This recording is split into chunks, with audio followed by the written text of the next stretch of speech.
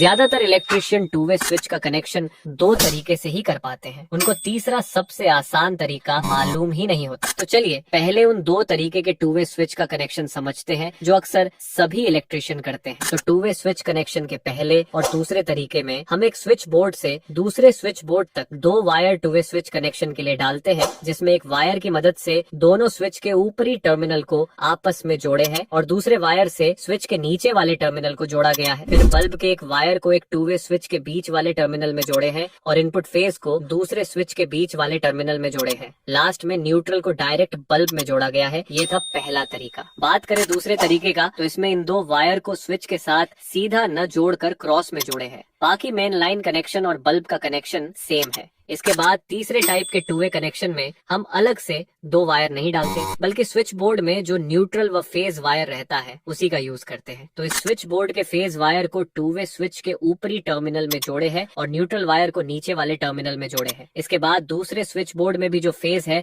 उसको स्विच के ऊपरी टर्मिनल में जोड़े और न्यूट्रल को नीचे वाले टर्मिनल में जोड़े। ध्यान रखिए दोनों स्विच के ऊपरी टर्मिनल में फेज और नीचे वाले टर्मिनल में न्यूट्रल जोड़ना है। इसके बाद बल्ब के एक वायर को पहले टू वे स्विच के बीच वाले टर्मिनल में जोड़े हैं और बल्ब के दूसरे वायर को दूसरे टू वे स्विच के बीच वाले टर्मिनल में जोड़े हैं। दोस्तों टू वे स्विच कनेक्शन का ये तरीका सबसे आसान है और वायर भी कम लगता है, इसलिए आप इसी